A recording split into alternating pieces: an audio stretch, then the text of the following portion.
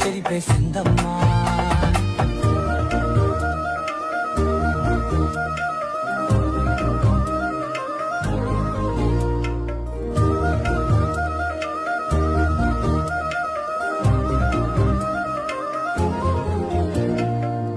ఏకాంతాలన్నీ ఏకాంతం లేక ఏకరువే పెట్టాయే ఏకంగా